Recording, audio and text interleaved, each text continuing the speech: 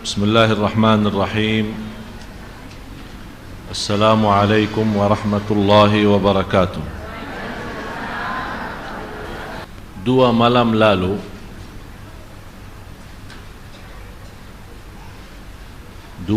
lalu saya lagi baca juz 30 untuk khatam Al-Quran. Tapi mohon maaf Bapak Ibu, sampai sekarang saya belum khatam. Padahal dua malam lalu sudah sampai juz 30. Alhamdulillah, setiap 3 hari Allah kasih kemudahan khatam Al-Quran. Tapi kali ini sudah mau masuk 6 hari saya belum khatam. Apa sebabnya saya tidak khatam? Kenapa tidak seperti biasa? Yang membuat saya berhenti ayat ini. Dan sampai sekarang saya belum tahu apakah saya masih bisa lanjut atau tidak. Kita sama-sama baca ayatnya, tapi saya mohon menghadirkan fikirannya, menghadirkan kalbunya, dan bisa menghayati maknanya. Tidak apa-apa, tetap artinya ada, biar ibu-ibu, bapak-bapak bisa menghayati artinya. Dalam 2 ayat itu, 15 dan 16 surah 83. Kalla innahum an rabbihim yawma idhin lamahjubun thumma innahum lasalul jahim. Dan artinya, Ustaz? Sekali-kali tidak. Sesungguhnya mereka pada hari itu benar-benar terhalang dari melihat Tuhan mereka. Terhalang dari lihat Allah. Kemudian sesungguhnya mereka benar-benar masuk neraka. Kalau terhalang melihat Allah, berarti tempat kita di neraka. Saya bertanya Bapak Ibu, kalau kita kenal sama orang dekat dan kita benar-benar sayang sama dia dan dia sayang sama kita, tiba-tiba saat kita ingin bertemu, berjumpa dengan beliau, ternyata asistennya tidak mengizinkan, dihalangi, tidak diberikan kesempatan. Malah begitu kita ketemu beliau, datang salaman, malah dia berpaling. Kita berusaha mendekati, malah dia menjauh. Kira-kira perasaan kita apa? Sedih. Pasti berfikir sepanjang hari, sepanjang minggu, sepanjang bulan, salah saya apa sampai dia tidak mau ketemu saya? Salah saya apa sampai dia tidak mau menghadapi saya? Salah saya apa sampai dia tidak mau salaman sama saya? Malah saya yang berusaha datang ke dia, mencari dia, bersalaman sama dia, malah dia berpaling dalam menjauh. Pasti akan muncul dalam fikiran kita bermacam hal. Apa salah kita? Kenapa dia seperti ini? Buruk sangka muncul, bisa menjadi buruk sangka, bisa negatif, bisa juga memfikirkan siapa yang memfitnahkan saya. Pasti ada orang lain yang mentusuk hatinya, pasti ada orang lain yang membawa fitnah ke dia, yang membuat dia punya respon atau marah sama saya. Ini Bapak Ibu, kita begitu berduli dan berfikir sampai kadang-kadang tidak bisa tidur untuk mencari alasan kenapa dia tidak mau terima saya. Padahal barangkali 10 tahun, 20 tahun, bisa 50 tahun kita sudah sahabat. Mungkin teman sekolah, mungkin tetangga, sama-sama sejak kecil, main-main sampai sudah besar, sama-sama menjadi tetangga. Hari nikahnya kita juga di dalam satu acara. Hari berpesta kita ada sama-sama.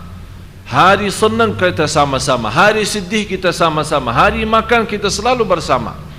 Berangkat pun ke tanah suci bersama, tak pernah pisah. Begitu tiba-tiba dia menghalangi kita bertemu dengan dia, dia malah menjauh, malah tidak menerima, telepon kita tidak diangkat, SMS kita tidak dibalas, dan segala hal membuat kita benar-benar tidak kuat. Malah saya yakin ada yang memiliki perasaan sudah sampai segitu, barangkali dia sudah merasa sudah hampir mau mati, dan malah ada orang merasa dunia ini sudah tidak ada artinya.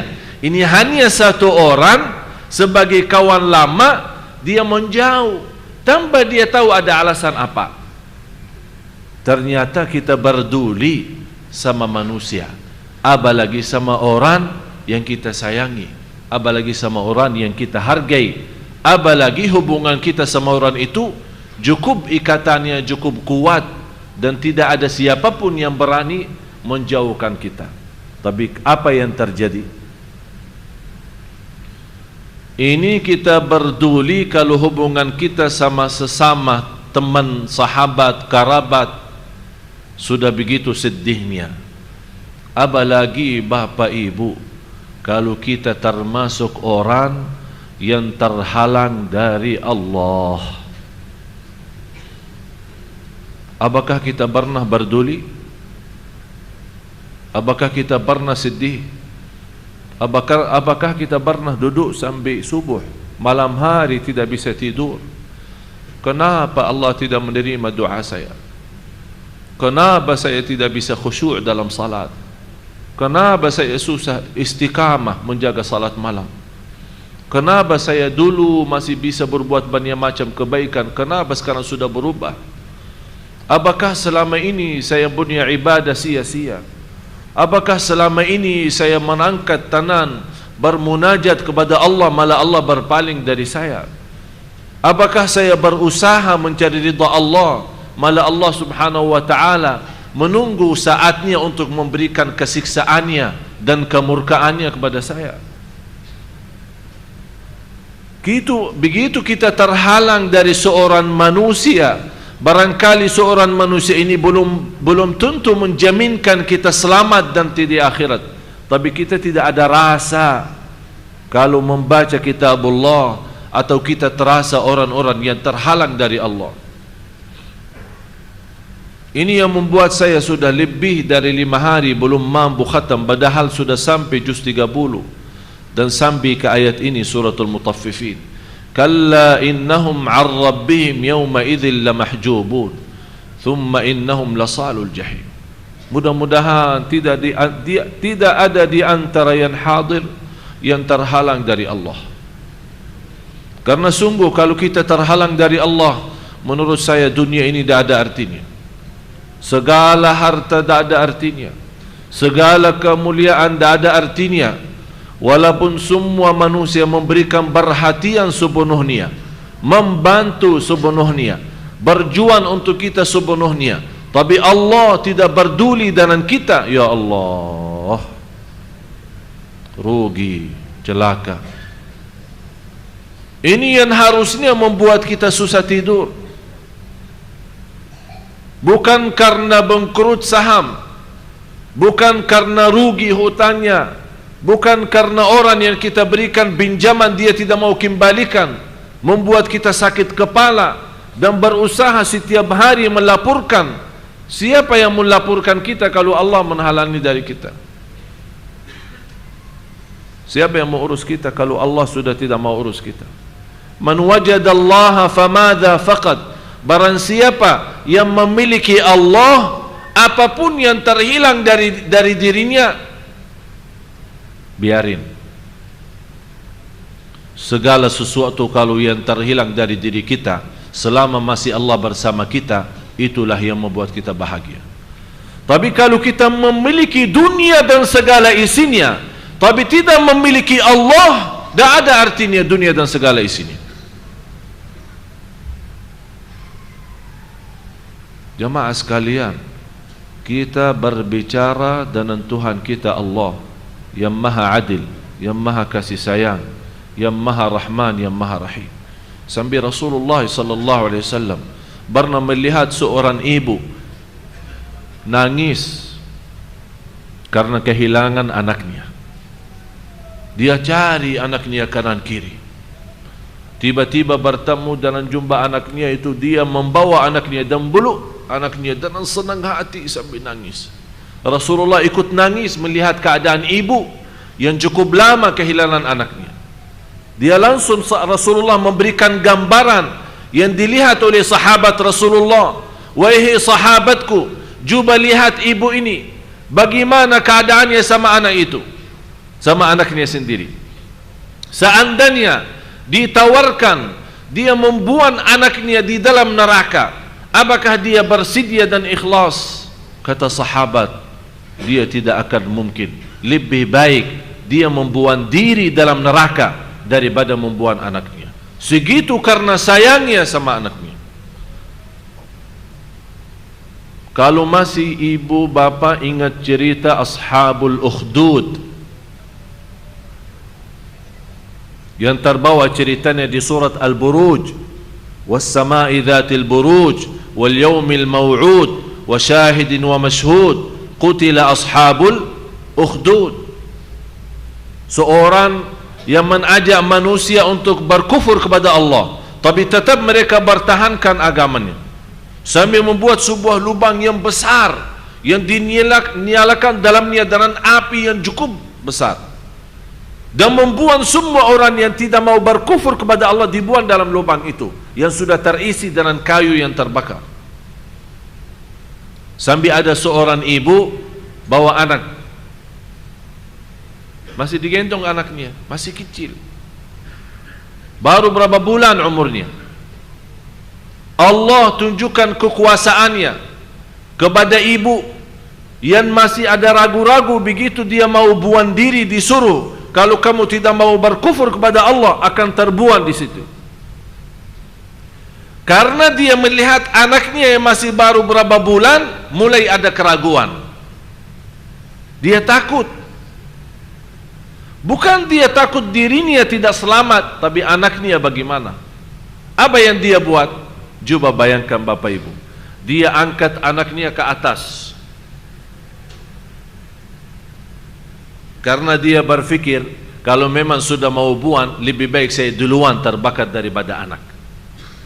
Tapi masih ada ragu-ragu, maju mundur. Allah tunjukkan kekuasaannya. Allah menjadikan anak yang masih kecil, dia berbicara, "Mah, jalanlah kita di atas yang benar." Dengan kata ucapan anak itu, dia baru berani lemparkan diri dalam lubang itu. Tapi coba yang menarik perhatian saya, sikap ibu yang sampai dia menaikkan anaknya, angkat ke atas, biar kalau dia jatuh dia yang kena duluan apinya daripada anaknya. Itu tanda apa? Segitu sayangnya dan kasihan ibu kepada anak. Luar biasa cintaannya. Walaupun anaknya menyakiti, walaupun anaknya bermacam-macam, tapi begitu ya Allah ikhlasnya seorang ibu kepada anak. Rasulullah menunjukkan gambaran kepada sahabat, "Hei sahabatku, sudah lihat bagaimana ibu yang cukup lama kehilangan anaknya. Coba lihat apa yang terjadi. Kira-kira kalau dia ditawarkan buang dirinya dalam api." Sahabat menjawab, "Mustahil, tidak mungkin. Tidak akan bisa ibu, habis sudah lama kehilangan anaknya. Begitu dia ketemu anaknya, tidak mungkin dia bisa buang." Kata Rasulullah, "Sungguh Allah lebih kasih sayang kepada hamba daripada ibu kepada anak." Coba lihat gambaran yang luar biasa yang diberikan oleh Rasul kepada sahabat. Memang Rasulullah salah satu yang memiliki kehebatan saat berdakwah. Bukan hanya memberikan dakwah dengan bolosnya saja, berbicara tanpa memberikan gambaran yang dilihat oleh mata sendiri. Tapi begitu Rasulullah melihat sesuatu kejadian, Rasul langsung memberikan pelajaran. Karena tersentuh, terharu saat melihat gambaran seperti itu. Mereka melihat Allah juga tidak pernah mau dan Allah tidak hendaki orang-orang masuk neraka, karena Allah lebih sayang kepada hamba daripada ibu kepada anak. Kalau memang ibu sebagai makhluk yang tidak mampu membuang anaknya duluan dalam api, apalagi Allah sayangnya sekali untuk membuang hambanya dalam neraka. Tapi hamba-hamba yang maksa diri seolah-olah, ya Allah, tidak usah capek, saya mau neraka. Itulah hakikatnya. Kalla innahum 'an rabbihim yawma idzin lamahjubun thumma innahum lasalul jahim. Berarti sebabnya mereka dimasukkan dalam neraka karena terhalang dari Allah. Tapi apa yang membuat sebab kita terhalang dari Allah? Ada 10 sebab. Ada 10 sebab yang menghalangi kita ketemu Allah. Ada 10 sebab yang menghalangi kita bisa mendekatkan diri kepada Allah. Ada 10 sebab yang membuat kita berusaha mendekati diri kepada Allah, malah Allah yang maha besar menjauhkan. Disitulah karena gara-gara 10 sebab itu kita tidak bisa menikmati ibadah, tidak bisa menikmati khusyuk, dan tidak bisa menikmati segala aktivitas ibadah kita. Yang pertama, akidah yang rusak.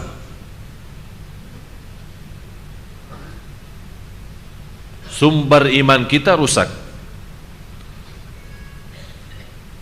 Sekarang tersebar sebuah kata yang menunjukkan kerusakan iman umat Islam. Allah tidak adil. Itu sering kita dengar. Malah yang saya heran, kita bukan dengar kata itu dari orang awam, malah yang kita dengar kata itu dari orang yang biasa majlis ta'lim dan majlis zikir. Kenapa dia berkata Allah tidak adil? Karena dia saat masih nakal, saat masih dosa dan maksiat, Allah tidak pernah uji dia.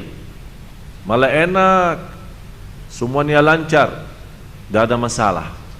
Begitu dia buka halaman baru, taubatan nasuha, berhenti minuman keras, berhenti minuman dan maksiat dan dosa, berhenti kembali kepada Allah, sudah jaga salat malam, sudah jaga baca Quran, puasa Isnin Kamis, rutin majlis ilmu dan majlis zikir, tertumbah banyak cobaan dari kanan kiri. Mobilnya dicuri, rumahnya terbakar, sakit jantung, uangnya ditipu, usahanya ditipu, bermacam-macam cobaan. Dia sampai dia tidak pernah berfikir dari mana datang itu. Disitulah dia tanpa sadar, tanpa disengaja, tanpa dinawa itu, kenapa Allah sama saya begitu? Ini tanda akidah rusak.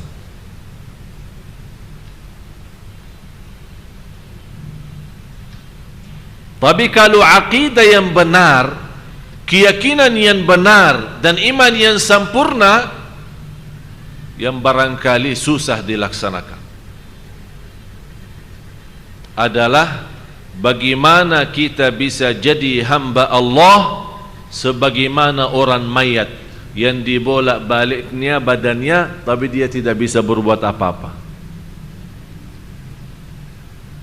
Bapak Ibu, Bu, pernah lihat ada orang mandikan orang mayat?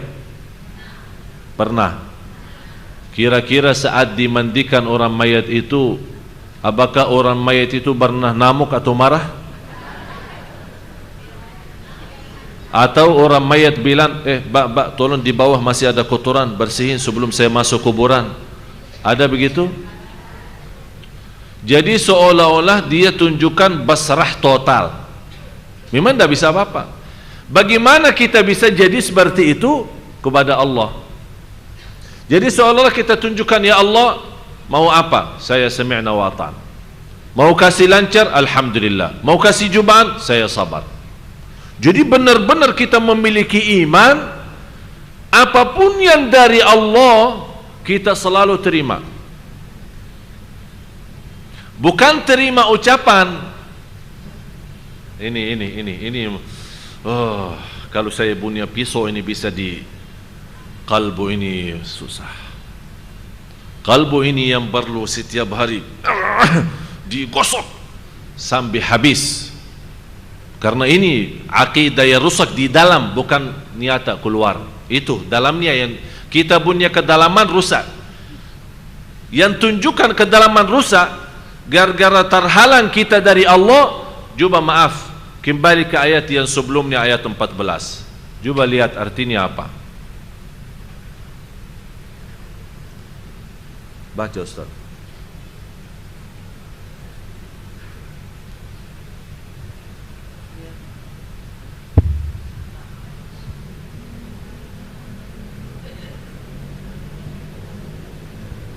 Tidak bisa baca. Nggak kelihatan. Min mata saya, Pak. Tidak bisa baca atau tidak bisa lihat? Bisa baca. Sajadin. Bismillahirrahmanirrahim. Kalla bal rana ala qulubihim ma kanu yaksibun. Sekali-kali tidak demikian. Sebenarnya apa yang selalu mereka usahakan itu menutup hati mereka.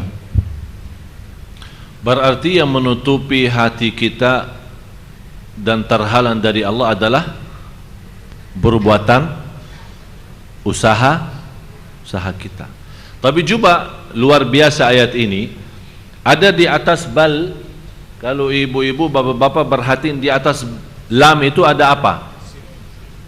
Kenapa ada sin di sini? Untuk bagaimana cara bacanya? Berhenti kan? Begini bacaannya. Kalla bal rana. Tapi lebihnya di sini tidak boleh berhenti sambil nafas. Berarti harus tahan. Itu namanya diam, tapi kalau ada istilah di bawah diam itu apa? Jadi soal bukan diam lagi ya, artinya tahan nafas. Sebenarnya ada makna dari situ, ada makna. Kalla bal, bertahan nafas. Sepertinya kita sekarang tunjukkan bukan hanya nafas yang bertahan, semuanya dalam tubuh badan kita bertahan, sampai kalbu kita bertahan untuk menikmati ayat ini. Masya Allah. Jadi seharusnya saat kita kalla bal, kalbu kita sudah siap buka. Ada apa? Kenapa ya Allah di sini diam sampai bertahan nafas? Seolah kita bertahan kalbu, biar tidak bergetar kalbu kita, badan kita, tangan kita, mata kita, fikiran kita, semuanya stop dulu, stop. Kalla bal ran. Jadi kalau seperti ini misal, kalla bal rana, kalla bal rana ala qulubihim ma kanu yaksibun. Jadi usaha dan perbuatan kita adalah yang menghalangi kita dari Allah. Tertutup hati kita. Lama-lama karena sudah tertutup hati kita, saat kita menghadapi sebuah kejadian yang tidak menenangkan hati kita, apa yang keluar dari mulut kita? Allah tidak adil, Allah tidak baik sama saya, Allah yang mentakdirkan saya berbuat riba, Allah yang mentakdirkan saya berbuat zina. Seolah-olah saat kita berdosa dan maksiat, kita lembarkan kepada Allah yang salah, bukan kita yang salah. Tapi saat kita berbuat baik, ya Allah saya sudah baik, ya Allah saya sudah salat malam. Tapi begitu salah dan maksiat, ya Allah, disalahin Allah. Itu tanda akidah rusak. Hati-hati. Harus kita kembali kepada fitrah kita. Ini yang menjadi bahasan saya besok, InsyaAllah di TV1 ketemu insyaAllah. Besok di TV1 jam 1 siang bahasan saya itu, fitrah manusia yang sebenarnya apa? Fitrahnya, kesempurnaan yang Allah berikan apa? Kenapa sekarang hidup manusia sudah kacau? Karena kita yang membuat kacau, bukan Allah. Malah justru Allah memberikan yang terbaik dalam segala hal. Ucapan pun yang berikan oleh Allah yang terbaik. Tapi yang merusak langkah pertama, yang merusak dan memberikan akidah yang rusak itu loh, karena saat kita dilahirkan masih suci kan, yang memberikan masukan siapa? Pertama kali siapa? Orang tua. Karena yang membawa anak sampai dia dewasa adalah orang tuanya. Oleh karena itu jangan heran kalau kita lihat ada orang masih megang budayanya, dia tidak peduli Islam menerima atau Islam tidak menerima, tapi langsung dia mengucapkan ini kebiasaan kakek nenek saya. Dia membela sampai mati, tapi dia tidak akan mau bersedia membela sampai mati Islam. Dia tidak akan bisa, karena sudah dibiasakan. Beda sama sahabat Rasulullah. Anak umur 18 tahun bisa menjadi memimpin tentara di dalam perang. Panglima umur 18 tahun.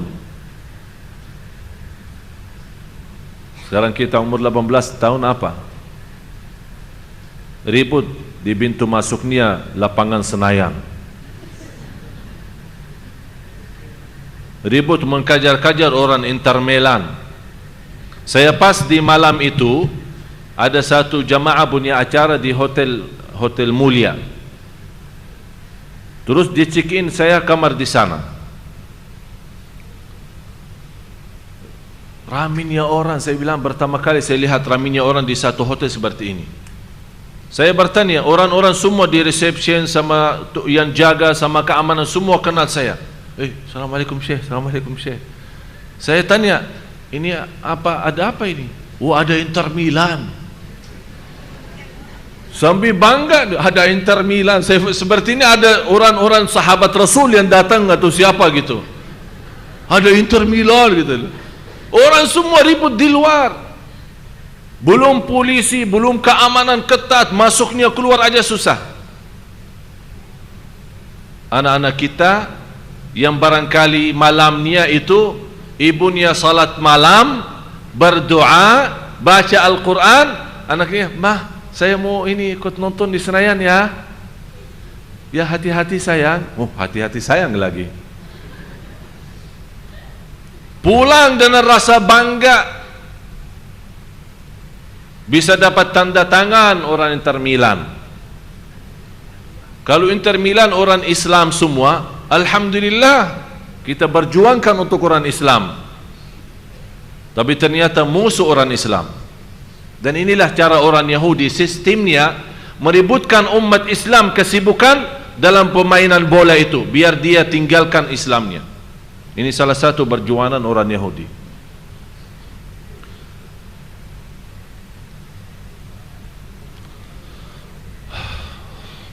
Akidah yang rusak.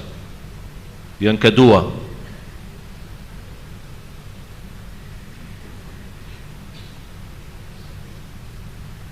syirik. bersutuhan. Syirik kepada Allah. Kita kan sama-sama belajar. Kita beribadah kepada Qul inna salati wa nusuki wa mahyaya wa mamati lillahi rabbil alamin. Lanjutannya apa? Ini sebuah perjanjian. Jadi bukan kita akui hidup dan mati kita lillah, bukan hanya lillah, la syarika lahu, tidak ada siapapun, besar maupun kecil, kaya maupun miskin, pejabat maupun biasa, tidak ada siapapun yang diberikan apa-apa dari ibadah, hanya kepada Allah. La syarika lahu. Oleh karena itu kalau dibaca boleh disambung langsung. Qul inna salati wa nusuki wa mahyaya wa mamati lillahi rabbil alamin la syarika lah. La syarika lah. Sebuah kepastian. Jadi bukan kita ikhlas tapi tercampur riya, bukan kita iman tapi tercampur nifaq, bukan kita tauhid tapi tercampur syirik. Tidak. Kita tauhid, no syirik. Kita iman, tidak ada nifaq. Kita ikhlas, tidak ada riya. Itulah hakikatnya la syarika lahu. Sekarang alasannya untuk melancarkan usaha pergi ke tukang dukun. Untuk suaminya tidak nikah lagi, pergi ke tukang dukun. Untuk supaya mendapatkan rumah yang aman, pergi ke tukang dukun. Untuk kita bisa mendapatkan perhatian banyak orang, pergi ke tukang dukun. Dibacakan di cincinnya. Ini ada cincin. Ini kalau ini cincin Madinah ya, alhamdulillah tidak usah dibacain. Ada orang ada cincin. Kemarin ada yang datang ke rumah saya, ada yang tunjukkan, ada bermacam-macam, ada merah, ada hijau, ada biru, ada yang besar, macam-macam. Dia kasih tahu saya, kalau ini buat menarik perhatian wanita. Saya bilang alhamdulillah, saya cukup tertarik, tidak perlu pakai cincin. Dia kasih tahu, kalau yang ini di mana antum punya barang mau jual, walaupun orang tidak mau, tetap beli.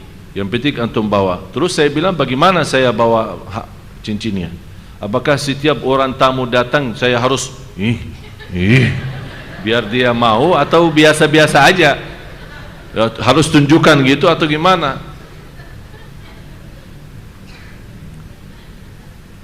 Malah yang lucunya, ada seorang ibu, tapi alhamdulillah bukan jamaah Sunda Kelapa, tapi seorang ibu sana jauh sudah sana lah. Dia pernah mendengar suaminya nikah lagi. Dia pergi ke tukang dukun, minta tolong. Mohon maaf ya, ini cerita benar ini. Minta tolong ini, Pak, saya minta obat biar suami saya tidak bisa berhubungan sama istrinya yang baru. Siap, boleh, berapa? 5 juta. Bayar 5 juta. Dikasih obat. Ternyata resep obatnya itu ada waktu tertentu atau cara tertentu. Ibu itu salah. Ternyata berlebihan. Akibatnya apa? Bapak itu tidak bisa berhubungan sama dia juga. Datang lagi, ini sekarang gimana ini? Saya bilang minta tolong, jangan sama yang kedua, jangan sama saya. Ternyata salah. Itulah akibatnya. Kalau kita tawakal kepada selain Allah, Allah akan mengkecewakan kita. Tapi kalau kita menganggap, kalau suami kita dapat nikah, kalau kita memang anggap itu sebuah ujian yang menyakiti perasaan, kenapa tidak menadu kepada Allah? Cuba salat malam dan minta, ya Allah, memang saya betul cinta sama suami saya, sudah saya berkorban segalanya untuk suami saya, ya Allah balikkan hatinya kepada saya. Kan yang memiliki hati itu adalah Allah. Belum tentu orang walaupun punya istri kedua, yang ketiga, belum tentu bisa hatinya sama mereka. Kalau kita memang benar-benar, kalau kita bisa menadu hanya kepada Allah. Tapi karena akibahnya kita punya akidah rusak, muncul apa? Yang kedua ini, syirik. Muncul syirik. Tapi kalau kita punya akidah benar, kita yakini segalanya kepada Allah dan pasti kita menadu kepada Allah Subhanahu wa taala. Kalau memang kita yakin. Tapi karena akidah rusak, tidak mungkin orang akidah rusak bisa yakin. Apalagi yang bermunajat di hadapan kubur. Saya punya guru, bukan masih ingat Syekh Said yang 2 kali datang Sunda Kelapa, menjaga makam Rasulullah 55 tahun. Macam cerita. Sekarang orang banyak yang pergi ke sana, negeri Arab Saudi itu Wahabi. Negeri Arab Saudi itu tidak diberikan kesempatan kita dekat makam biar bisa salawat atau bisa berdoa. Kenapa yang membuat pemerintah sana ketat? Dulu masih cerita 80 tahun, 80-an, tahun 70-an, 80-an sampai 90-an. Itu orang-orang yang datang haji, apalagi haji kan sakit raminya orang susah diatur masuknya keluar. Jadi beribut di depan pintu makam Rasulullah. Ada yang sempat karena tidak ada halangan, sekarang sudah ada batas kan, agak jauh ke depan sedikit. Dulu enggak, cuma ada yang jaga, tapi tidak ada batasan. Orang mana ribut terus membuang surat. Di tempat ini ada masuk-masuknya, dibuang surat. Kata Syekh Said, tugasnya kan menjaga dan sekalian membersihkan. Pas selesai jamaah keluar, yang dulu masih Nabi kan dikunci. Masih ingat ibu-ibu kan dikunci kadang-kadang malam. Sekarang sudah ada perintah dari raja bebas 24 jam. Jadi masuk, di antaranya dapat surat. Ini semua isinya apa? Bermacam-macam bahasa. Bahasa Arab, bahasa Indonesia, bahasa Turki, bahasa bermacam-macam bahasa. Semuanya, ya Rasulullah, saya sudah lama nikah 12 tahun belum bisa punya anak. Kasih saya anak dong. Maaf, ini dong tambahan dari saya. Berarti Rasulullah sudah bukan menjadi sebagai manusia yang memang kita yakin Rasulullah barakah. Memang kita yakin Rasulullah meninggal dunia, tapi di alam kubur punya hidup yang istimewa. Tapi bukan berarti menjadi tempat menadu kita. Kalau kita bilang hanya semuanya ya Rasulullah terus, ya Allah apa? Kapan saatnya kita bilang ya Allah? Kalau ada yang pernah berkata, ya Rasulullah selamatkan aku dari neraka Jahannam, padahal Rasulullah sendiri berkata sama anaknya Siti Fatimah, wahai anakku yang aku sayangi, ittaqillah, bertakwalah kepada Allah, karena aku tidak akan mampu menjaminkanmu selamat dari neraka Jahannam. Dan kita minta, ya Rasulullah selamatkan aku dari neraka Jahannam.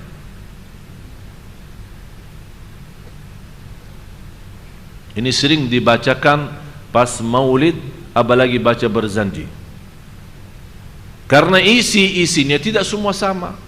Ada memang isinya baik, ada muji Rasul, mendoakan Rasul, bersalawat kepada Rasul baik. Tapi ada isi-isi meminta doa langsung, ya Rasulullah. Tapi kita kan tidak ngerti, malah ikut orang joget lagi. Saking senangnya lagunya, dia tidak faham artinya bahasa Arab. Itu yang perlu kita berhati-hati. Bukan berarti berzanji semua tidak boleh.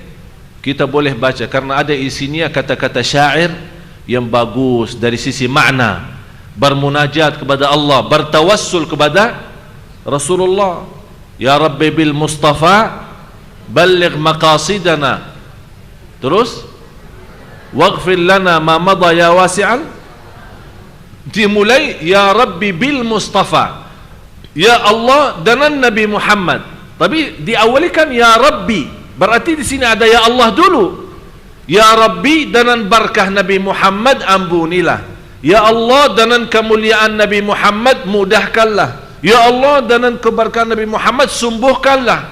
Jadi itu namanya tawassul. Tapi tidak ada orang istilah, ya Rasulullah sembuhkan, ya Rasulullah ampuni. Berarti mana Allah? Hati-hati dari syirik, karena Allah paling tidak senang berbuatan syirik. Segala dosa bisa diampuni kecuali dosa syirik. Yang ketiga, bid'ah ucapan atau ucapan yang bid'ah. Artinya ucapan yang bid'ah itu kata-kata yang baru. Contoh, sebenarnya Bapak Ibu kalau kita perhatiin susunannya sampai 10, ini semuanya dasarnya akidah rusak. Kadang kita lihat orang kaya raya, uangnya bukan miliaran, banyak sudah triliunan. Tapi kita lihat ibadahnya biasa-biasa, puasanya malah jarang, datang ke masjid telat. Ada orang bilang, kaya tapi biasa. Coba kalau Allah jadi saya yang lebih kaya, pasti akan lebih takwa. Itu namanya ucapan bid'ah, ucapan baru. Seolah-olah kita salahkan Allah terhadap membagi rizki. Kenapa ini yang biasa-biasa, rizkinya aja sudah luar biasa. Kita aja yang luar biasa, rizki saya susah-susah. Berarti seolah-olah, mohon maaf Bapak Ibu, berarti ibadah kita selama ini tidak ikhlas. Seolah-olah kita minta balasan. Ya Allah, mana kok sudah lama tak jadi kaya-kaya ini, berhasil dia bisnis kami, saya rajin di Sunda Kelapa. Itu jaga ucapan kita. Yang keempat, bid'ah amalan, perbuatan yang menjadi bid'ah.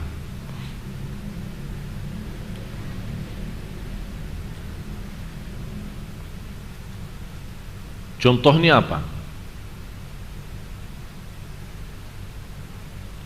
Orang-orang begitu masuk rumah baru harus disiram darahnya ayam di depan pintu rumah. Itu kan perbuatan kan? Memang dia punya keyakinan kepada Allah, tapi kenapa dia siram? Diselamatkan dari hantu katanya. Malah tukang bangunan, ini saya pernah dengar cerita itu di Lombok. Orang tukang bangunan di sana, kalau diperintahkan untuk naik atap untuk lanjut bangunan ke atas itu, Pak, tidak berani. Kok tidak berani? Ada apa? Harus sembelih ayam, Pak. Kalau sembelih ayam di sini dan siram darahnya baru saya naik. Kok gitu ceritanya? Termasuk sekarang bermacam sesajen, juru kunci. Allah tunjukkan Merapi tetap meletus walaupun ada juru kuncinya. Biar ada perbuatan macam itu jangan dipercayai. Tapi tetap walaupun Allah takdirkan dia meninggal dunia dan mewakili sekarang orang baru lagi juru kuncinya, masih tetap masyarakat menerima dan percaya. Itulah gara-gara perbuatan amalan bid'ah yang lama-lama menjadi kufur kepada Allah. Orang-orang bawa bermacam makanan sesajen ke depan laut biar diselamatkan. Pada dari salat malam bersedekah, mengangkat tangan, karena air laut kan makhluk Allah. Kalau Allah belum izinkan apa-apa, dia tidak bisa berbuat apa-apa. Kita ucapkan la haula wa quwwata illa billah, gunung dan batu dan air laut pun mengucapkan la haula wa la quwwata illa billah. Dia tidak akan punya upaya dan daya untuk berbuat apa-apa. Malah yang menarik saya, ada sebuah hadis qudsi, air laut setiap hari, coba Bapak Ibu dengarin. Air laut setiap hari 3 kali minta izin sama Allah untuk menghabiskan manusia. Tapi Allah bertahan, jangan dulu. Setiap hari berapa kali? 3 kali. Menurut saya air laut sudah sakit hati sama manusia. Benar-benar kecewa air laut. Malah ada orang berani datang ke dekat laut di pantai berbuat macam dosa dan maksiat. Seolah-olah berani lawan. Dia sudah sakit hati. Ya Allah, izinkan saya habiskan mereka. Kata Allah, jangan dulu. Masih ada di antara hambaku yang masih beristighfar. Biarkan. Tapi begitu sudah air laut yang ada di Aceh, saat Allah sudah membiarkan, udah terserah. Tapi masih rahmat Allah. Masih rahmat Allah dan tanah rahmat Allah di situ. Air yang maju yang namanya tsunami menghabiskan 500.000. Tapi Bapak Ibu, saya yakin kalau bukan di situ ada rahmat Allah, tidak ada yang namanya Aceh saat ini. Walaupun Allah izinkan air laut maju menjadi sebuah hukuman atas perbuatan manusia, tapi tetap masih Allah kasih sayang. Padahal dikirakan seharusnya tsunami itu mengakibatkan tidak ada daerah Aceh. Tidak ada Aceh, tidak ada, sudah habis. Saya kemarin dari Aceh 4 hari lalu. Saya dibawa keliling ke tempat bekas-bekas tsunami. Ya Allah, memang Allah maha dahsyat. Allah maha segala-galanya. Air laut makhluk tapi dahsyat. Tapi juga dia tidak bisa berbuat apa-apa kalau belum ada izin Allah. Tapi Allah kirimkan dan melepaskan air laut untuk menghabiskan manusia. Tapi tetap Allah masih bertahan. Jangan habiskan semuanya. Biar sebagian jadi korban, agar sebagian yang lain sadar dan taubat. Tapi na'udzubillah, manusia masih lebih parah lagi. Masih seperti ini tidak ada urusan. Ini sebuah kejadian karena sebenarnya ada pengaruh semesta alam, karena kedekatan bintang ini dengan bintang itu, kemudian laut tidak ini normal, ini alasannya, kemudian bikin macam alasan. Mataharinya seharusnya diterbit dengan sekian derajat, dan bulan ini karena ada sedikit hambatan air lautnya. Apaan itu? Ikan yang ada di dalam air laut dan semua makhluk yang ada di dalam air laut di saat itu bermunajat kepada Allah, beristighfar. Bumi yang namanya bumi, di hadis yang sahih Rasulullah bersabda, innal abdal fajir idza mat istaraha al biladu wal ibadu wasyajaru wad dawab. Kalau hamba Allah yang fasik meninggal dunia, bumi, pohon dan batu beristirahat, mengucapkan terima kasih ya Allah, engkau sudah mengambil nyawa orang fasik. Karena bumi tidak senang orang fasik berjalan di atasnya. Begitu ada orang salih meninggal dunia, yang pertama sedihnya bumi mengadu kepada Allah, ya Allah, kenapa ini orang salih? Biarkan dia masih enak jalanannya. Kemana saja dia pergi akhlaknya baik, sopan, amanat, tawadu, rendah hati, tidak pernah berbuat macam-macam di atasku. Kata Allah, sudah saatnya dia meninggal, kamulah jadi saksi baik bagi dia nanti di hari kiamat. Allah jadikan bumi saksi baik. Baca Bapak Ibu surat Idza Zulzilat. Idza zulzilatil ardu zilzalaha wa akhrajatil ardu athqalaha wa qala al insanu ma laha yawma idzin tuhadditsu akhbaraha. Berita, dia akan memberitakan semuanya kepada Allah nanti di hari kiamat atas apa yang kita lakukan, baiknya maupun buruknya. Jadi hati-hati Bapak Ibu. ucapan kita, berlangkah kita, berlakuan kita.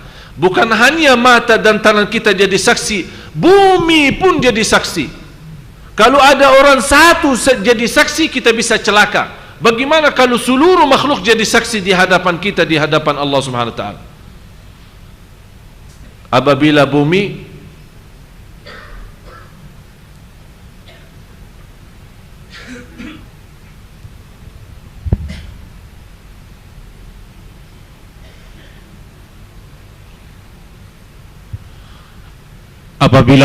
digoncangkan dengan goncangannya yang dahsyat, dan bumi telah mengeluarkan beban-beban berat yang dikandungnya, dan manusia bertanya, mengapa bumi jadi begini? Ini manusia heran karena dia selama hidup di bumi tidak pernah melihat peristiwa seperti ini.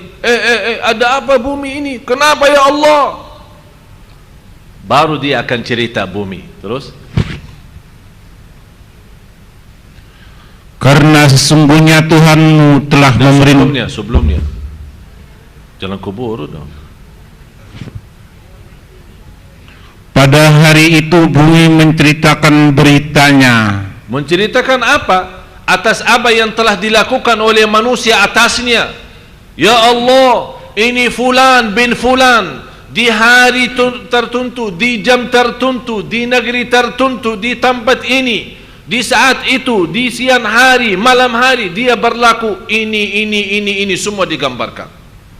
Langsung manusia heran, ada apa ini sama bumi? Semuanya dia ceritakan. Kita malu sendiri saja, apalagi dicerita lagi sama bumi.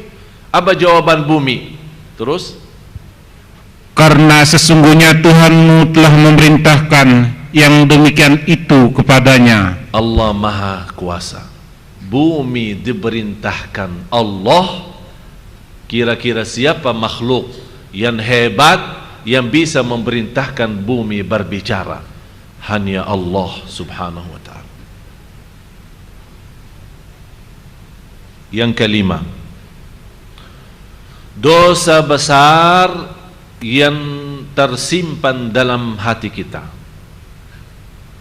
Ini salah satu yang menghalangi kita dari Allah.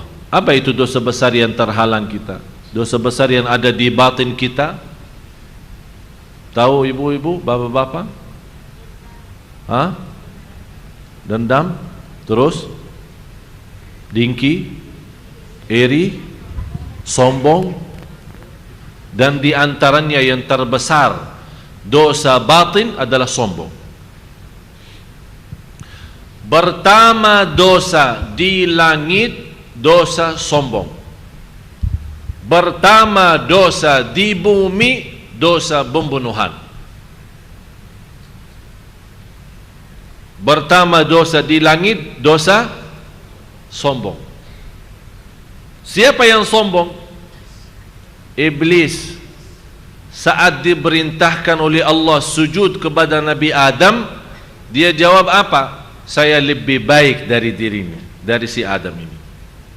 Itu tanda itu apa? Sombong.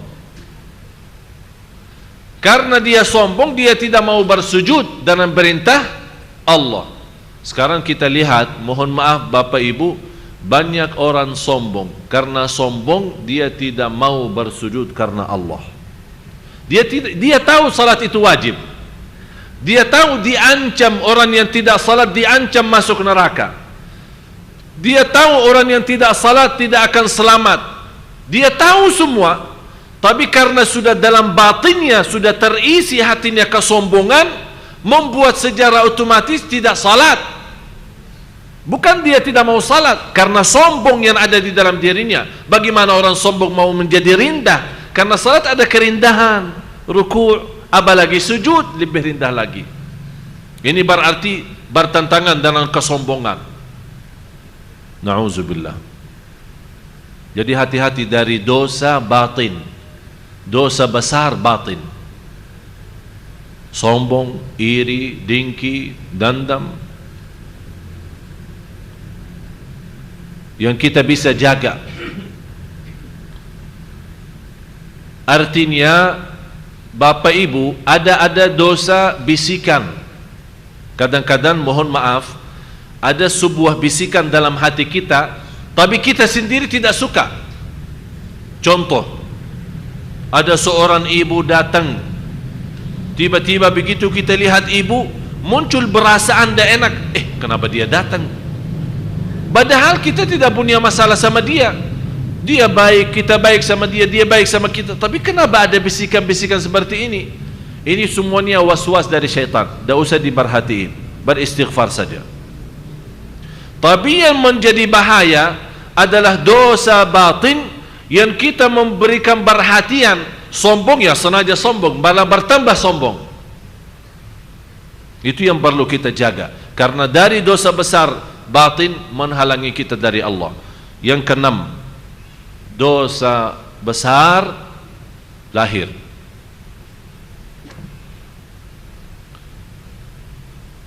Riba, zina, minum khamar, minuman keras, judi.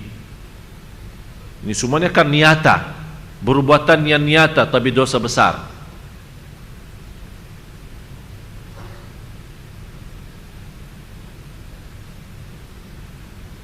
Apalagi tersebar di jamaah kita, orang mampu datang, orang minta tolong untuk pinjam 10 juta, 100 juta dalam 6 bulan atau 5 bulan atau 3 bulan. Disyaratkan oleh ibu yang mampu ini, boleh saya bantu 100 juta, tapi nanti habis 6 bulan kembaliin 120 ya. Ini 20 itu riba dan dosa besar. Fantas kita kadang-kadang susah khusyuk karena itu riba. Kita terbiasa guna riba. Malah yang saya herankan, saya kenal seorang ibu, tidak usah saya sebut nama, salat malamnya Masya Allah, malah saya kalah dengan salat malamnya dia. Baca Al-Quran apalagi, puasa Isnin Kamis, sedekahnya Masya Allah. Tapi begitu soal pinjaman, harus ada tambahan 10 juta kembali 12. Kalau mau, tidak mau sudah cari orang lain, tidak ada urusan. Udah bu, saya mau berangkat haji, boleh bantu? Ya boleh, nanti saya bayarin di travel. Berapa harga haji? 100 juta. Udahlah, nanti bu kembali pulang dari haji 150 ya. Jadi dia menganggap, oh saya ikhlas bantu orang. Itu bukan namanya ikhlas. Namanya apa ya? Cari duit ya. La haula wala quwwata. Saya selalu jelaskan, satu kali riba dosanya lebih besar daripada 36 kali zina dengan ibu kita sendiri. Hati-hati Bapak Ibu, jangan terbiasa riba. Punya rezeki yang cukup, tidak usah bermuamalat dengan bank yang berbunga-bunga. Punya usaha, jalankan usaha dengan rezeki apa yang ada, Allah berkahi. Jangan kuburu mau jadi kaya, jangan kuburu mencari usaha besar. Semakin bertingkat usaha kita tapi dengan riba, na'udzubillah, berarti selama kita hidup, makanan kita, anak kita, keturunan kita, keluarga kita, cucu kita, semuanya dari hasil riba itu. Dan bahaya riba, kalau kita punya modal besar halal, sedikit masuknya riba, hancur yang halal itu. Bahaya itu, penyakit. Hati-hati. Yang ketujuh, istiqamah atas dosa kecil. Ini istilah baru ya. Ada yang pernah dengar istiqamah atas dosa? Ada orang istiqamah atas dosa. Dosa dia dosa kecil, tapi rutin, ikhlasnya luar biasa, istiqamahnya luar biasa, tapi atas dosa kecil. Walaupun memang dosa itu dosa kecil, tapi karena sering dilaksanakan, dijelaskan oleh ulama, la saghirata ma'al israr, tidak ada istilah dosa kecil selama kita lakukan secara terus menerus. Berarti karena sudah terus menerus jadi dosa besar. Sekarang saya bertanya Bapak Ibu, rokok dosa enggak? Yang minum rokok angkat tangan. Yang merokok angkat tangan. Mbak Sajadin. Ini satu ini. Ini kita nanti saya susunkan Mbak Aksa yang mungkin jadi sunnah kalam tidak boleh rokok. Tidak usah kita bicara hukumnya haram maupun makruh. Kalau di Indonesia tersebar rokok makruh ya. Saya tidak mau bahas soal fikihnya, haram atau makruh. Saya bahas dosa atau tidak. Kalau ada yang bilang tidak dosa, angkat tangan. Dosa. Sepakat? Setuju? Yang bilang rokok itu dosa, angkat tangan.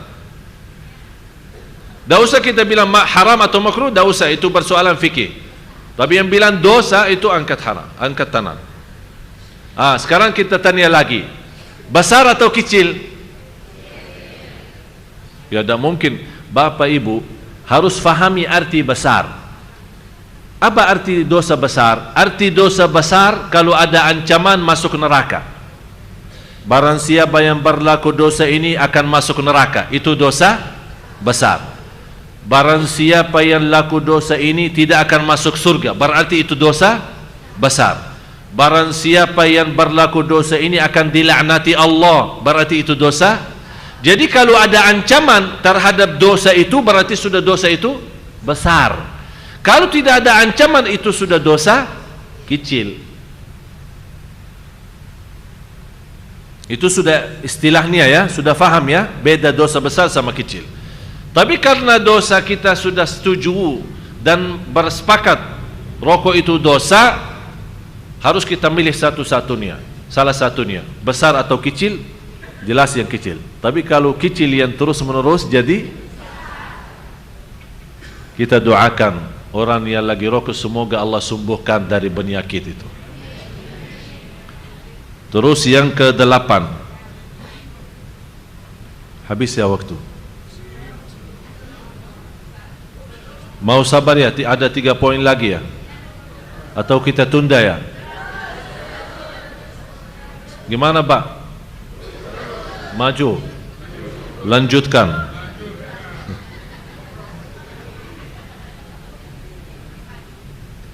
Tolong Bapak Ibu doakan, alhamdulillah atas segala kemudahan dari Allah.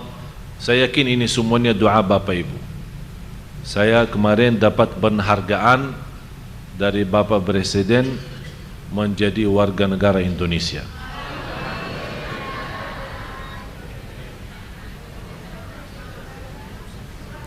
Amin, amin.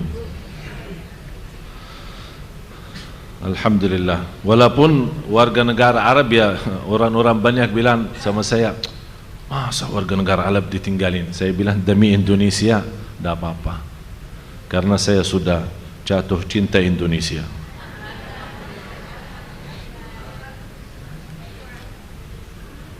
Karena kata beliau, Bapak Presiden, ucapannya dia berkata sama saya, kalau saya tutup mata dan mendengar ceramah, saya tidak nyangka ini orang dari Madinah.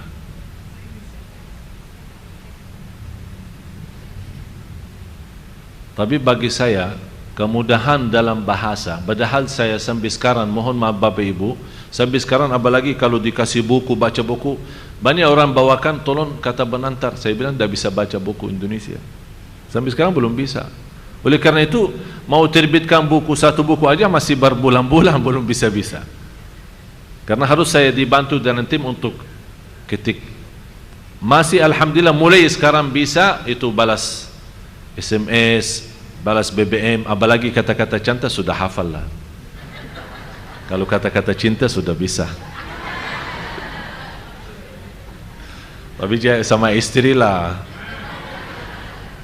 Terus yang ke-8,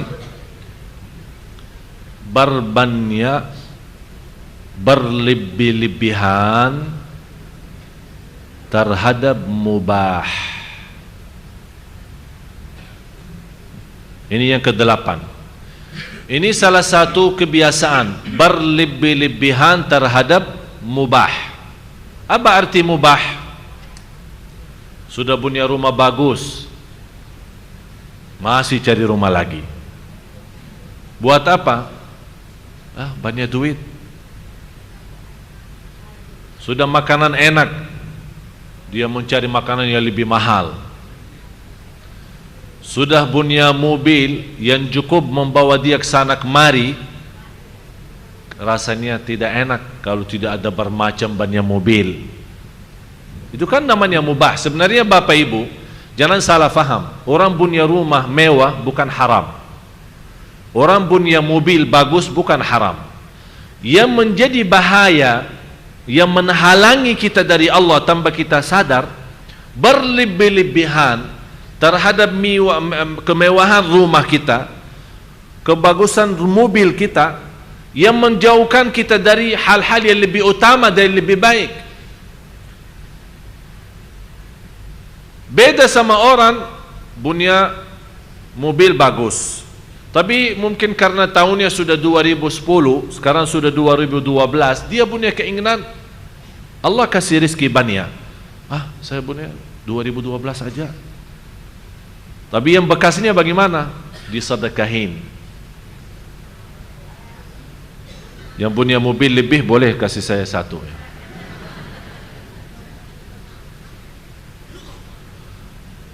Sudah faham? Berpakaian, sudah punya pakaian. Saya selalu bilang sama jemaah, tolong setiap bulan, saya sudah menjadi sebuah kebiasaan sama istri saya. Saya bilang setiap bulan kita periksa lemari sama-sama. Kita periksa, keluarin bajunya semua. Masya Allah bisa isi berapa kupar tas. Ini buat siapa? Ini sekampung orang sini atau untuk kamu sendiri? Saya pikir pakaian orang kampung dibawa kemari. Dia bilang ini punya saya sendiri. Udah, kamu milih 10 potongan pakaian saja, lebihnya disedekahin. Kamu milih mana yang kamu suka, mana yang kamu mau. Coba. Udah, dia habis milih 10, saya ambil 3 koper tas. Dengan berat membawanya, saya sedekahin semua. Jadi inilah yang berlebih-lebihan. Mohon maaf, apalagi sebagai wanita kan suka mencari yang baru. Boleh, setiap hari mau baki baru boleh. Yang ini lama sedekahin, jangan simpan. Mau setiap hari belanja, silahkan. Insya Allah nanti saya minta Tanah Abang 24 jam buka, biar ibu-ibu bisa belanja terus. Tapi jangan berlebih-lebihan. Kalau sudah ada yang buat hari lebaran, Alhamdulillah. Kalau memang ingin yang baru, ambil yang baru, beli yang baru, walaupun mahal. Cari kesenangan, tidak ada masalah. Islam tidak melarang kita senang. Tapi jangan berlebih-lebihan, sambil bekasnya pun disimpan. Baru mengambil, bekas disimpan, malah bisa lama tidak pernah kita pakai. Coba bagaimana kalau kita menjadi seorang yang menutupi auratnya orang lain. Coba bagaimana kelebihan makan kita memberikan menutupi kelaparan orang lain. Masya Allah, kita hidup damai, baru enak hidup kita. Rasulullah bersabda, tidak akan orang imannya seorang iman sempurna kalau dia tidur tetangganya lapar. Coba bayangkan, tidak akan sempurna iman seorang kalau dia tidur malam hari tetangganya lapar. Saya punya ayah, alhamdulillah masih hidup. Beliau punya kebiasaan, setiap ada undangan atau ada kemasukan makanan dari luar dibawa oleh orang atau apa, sebelum diundang anak makan sama-sama, dia langsung kirimkan anak-anak masing. Kadang-kadang saya, kadang-kadang adik saya, bungkusan-bungkusan. Ini tetangga saya, ini satu, tolong antarin ini. Kamu ke sana. Sampai dia memperhatiin 7 rumah tangga, 7-nya. Sampai yang ke-7. Saya sekarang minta Bapak Ibu, jangan sampai yang ke-7, yang paling dekat sajalah. Yang samping rumah kita.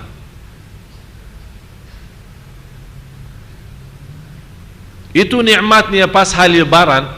Kenapa disunnahkan pas kita sembelih kurban kita? Kenapa disusunkan bagi 3 bagian? 1 buat kita makan, betul? 1/3 sedekah. 1/3 buat apa? Hadiah. Apa istilah hadiah? Walaupun orang kaya raya boleh kita hadiahkan dari daging kurban. Apa tujuan Islam? Untuk menjadikan bersatuan, kedamaian. Yang kaya dapat, yang miskin dapat. Yang kaya menutupi matanya biar dia, tetangga saya sembelih bermacam kambing, tidak ada kirim kambing ke saya. Allah tutupi matanya. Jangan hasud, ini sudah bagian buatmu. Yang miskin lihat tetangganya sembelih bermacam kambing, mana nasib saya? Ini nasibmu, sedekah. Udah menutupi kelaparan. Islam memang luar biasa menaturkan sedekah kita, termasuk kurban. Yang ke-9, lalai, ghaflah.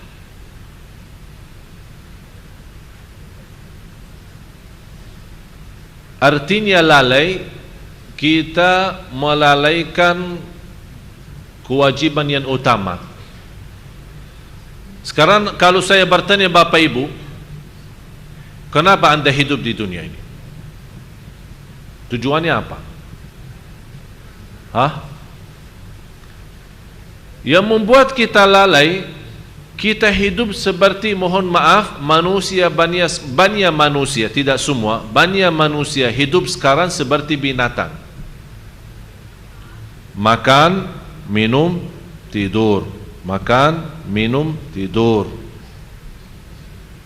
Kerjaannya pun hanya untuk menutupi hawa nafsu. Kerjaannya dan cari dunia untuk hanya syahwatnya. Dia bekerja keras mencari nafkah untuk memiliki rumah mewah dan mobil bagus, istri yang cantik. Jadi tidak ada tujuan karena Allah. Seolah-olah dia hidup, malah binatang lebih baik karena binatang masih sebut nama Allah, masih berzikir kepada Allah. Malah ada manusia, na'udzubillah, lebih hina daripada binatang.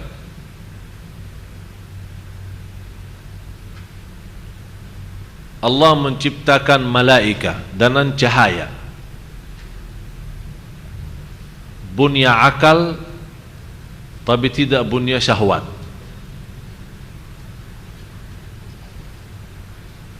Allah ciptakan jin dan syaitan, bunya syahwat tapi tidak bunya akal. Allah ciptakan manusia di antaranya, bunya akal dan syahwat. Sudah faham? Malaika akal tapi tidak ada syahwat. Jadi dia menggunakan fikirannya dan hatinya hanya mendekatkan diri kepada Allah, tidak ada lain. Tidak ada berfikir istirahat, tidak ada berfikir makan, tidak ada berfikir minum, tidak ada berfikir tidur. Itu semuanya istilah syahwat. Beda sama binatang, bunya syahwat tapi tidak bunya akal. Tapi manusia Allah kasih dua-duanya, akal dan syahwat. Kenapa Allah kasih dua-duanya? Allah memberikan peringatan dan pelajaran. Anda mau jadi seperti malaika, gunakan fikiran untuk mendekatkan diri kepada Allah. Anda mau gunakan syahwat, jadilah seperti binatang. Tinggal Bapak Ibu milih, kita ikut mana? Ikut kesadaran kita, hati nurani kita, mencari ridha Allah agar Allah menjadikan kita lebih baik. Kalau tidak seperti malaikat akan menjadi lebih baik. Atau kita ikuti hawa nafsu kita, akan Allah jadikan lebih hina daripada binatang.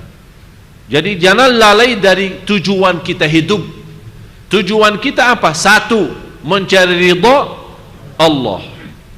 Dengar hadis yang qudsi, wahai anak Adam, aku menciptakanmu untuk beribadah kepadaku, jangan main-main. Wahai anak Adam, aku menjaminkan rizkimu, jangan capek. Itu dua hal ini jangan kita lalaikan. Ibadah hanya kepada Allah, dan rizki jangan capek karena Allah sudah tentukan rizki kita. Yang terakhir, yang ke-10, bersibuk dalam hal-hal kecil di dalam agama dan melupakan hal yang lebih utama. Bersibuk dalam hal-hal kecil dalam agama dan melupakan yang lebih utama. Sekarang orang beribut, qunut boleh tidak? Sekarang orang ribut, zikir jama'i boleh tidak? Sekarang orang sibuk bagaimana bersoalan gerakan jari saat tahiyat. Apakah diputar, apakah digerakkan atas bawah, atau didiamkan? Apakah ini salat kita sah begini atau begitu? Orang sibuk, kalau kita kena debu, apakah puasa kita batal atau tidak? Saat kita lagi berjalanan, tidak sengaja tersentuh dengan wanita, apakah wudhu saya batal tidak? Jadi kesibukan kita di hal-hal kecil, dan kita lupa yang lebih utama. Lupa penerbangan kita untuk Islam, lupa perjuangan kita untuk Islam, lupa kedamaian, lupa kesejahteraan, lupa bersatuan. Itu semua kita lupa. Jadi harus Bapak Ibu mempelajari agama dan bisa memiliki pemahaman, membedakan mana yang utama, mana yang lebih utama. Kalau dalam bahasa fikih namanya fiqhul awlawiyat. Fiqhul al-awlawiyat artinya apa? Fikih utama dan lebih utama.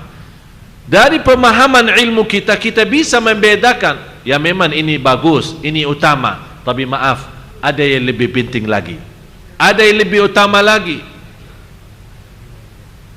Contohnya, sebagaimana saya sering cerita, ada dua orang datang ke rumah saya akhiri cerita ini.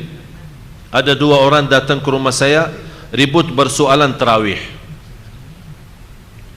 11 atau 23. Satu pengurus, satu wakilnya. Ini bukan di Sunda Kelapa ya, di luar. Datang ribut di depan saya. Yang satu tentukan 11. Dengan dasar Rasulullah tidak pernah lebih daripada 11. Hadis Siti Aisyah, di bulan Ramadan maupun di luar bulan Ramadan tidak pernah lebih daripada 11. Dasar bagus dan cukup kuat. Yang satu lagi punya dasar, Rasulullah juga bersabda, salat malam 2 rakaat, 2 rakaat, 2 rakaat, sampai kalau takut subuh tutup dengan witir. Berarti tidak ada batas. Tapi kenapa dibatasi 23? Dasarnya dan contohnya Masjidul Haram dan Masjid Nabawi. Mereka di sana salat 23. Masa selama ini mereka yang sebagai ulama besar yang memahami agama lebih daripada kita, masa tidak memiliki dasar yang kuat? Kenapa mereka jual 23 rakaat? Jadi ribut di depan saya, enggak, saya tentukan 11, enggak 23. Ribut sampai tarik-tarik. Saya bilang, datang bertanya, minta jawab atau mau ribut? Kalau mau ribut pulang aja lah, tidak usah ribut di depan saya. Kalau mau jawabannya, duduk dulu. Enggak, kita mau cari jawabannya, silahkan duduk, saya akan kasih jawaban. Berdua tenang saja. Habis mereka tenang, saya bilang begini, begitu selesai salat Isya, Bapak berdiri dan berikan pengumuman kepada jamaah, mohon maaf tidak ada salat tarawih, kami tutup masjid. Itu jawaban saya. Kenapa? Karena di sini memang tarawih utama, tapi yang lebih utama adalah persatuan, yang lebih utama adalah kedamaian. Ternyata sunnah tarawih menakibah fitnah, beributan, berbacahan, tidak usah tarawih, udah masing-masing di rumah, selesai masalahnya. Itu namanya fikhu utama dan yang lebih utama. Harus kita fahami seperti itu. Jangan kita ribut satu persoalan. Memang persoalan itu memang pemahaman kita itu utama dan penting, tapi ternyata ada juga yang lebih penting dan lebih utama. Semoga apa yang saya sampaikan bermanfaat. Semoga ilmu yang kita sama-sama belajari hari ini bisa memberikan banyak wawasan, bisa memberikan ilmu bermanfaat yang insya-Allah kita sama-sama amalkan. Karena guna ilmu bermanfaat diamalkan dengan amalun salih. Semoga semua yang hadir diberkahi Allah, diampuni segala dosanya, dinaikkan darajatnya, diberikan rizki yang halal yang berkah, dipanjangkan umurnya, disihatkan badannya, diberikan rumah tangga sakinah mawaddah rahmah, dibuka oleh Allah hati suaminya, dibuka oleh Allah hati istrinya, disatukan dalam berdua-duanya dalam kebahagiaan dan keselamatan. Mudah-mudahan diberikan oleh Allah karunia dan keturunan anak salih dan salihah, cucu salih dan salihah yang menghafal Al-Quran dan mereka membawa nama baik keluarga kita. Ya Dzal Jalal wal Ikram, ya Allah, bagaimana Engkau berikan kepada kami kemudahan sama-sama berkumpul di majlis ini. Ya Allah, berilah kepada kami kemuliaan, sama-sama jumpa lagi di surgamu ya Allah, di surgamu ya Allah bersama Nabi Muhammad sallallahu alaihi wasallam. Rabbana atina fid dunya hasanah wa fil akhirati hasanah wa qina adzaban nar. Allahumma barik lana fi Rajab wa Sya'ban wa ballighna Ramadan. Ya Allah, berkahilah kami di bulan Rajab dan Sya'ban dan sampaikanlah kami kepada bulan Ramadan dalam keadaan sihat wal afiat dan iman birahmatika ya arhamar rahimin. Wa sallallahu ala sayyidina wa nabiyina Muhammad wa ala alihi wa sahbihi wasallam. Walhamdulillahi rabbil alamin. Terima kasih atas perhatiannya. Mohon maaf kurang lebihnya karena sudah waktunya habis ya Ustaz. Karena waktu sudah acara apa selanjutnya?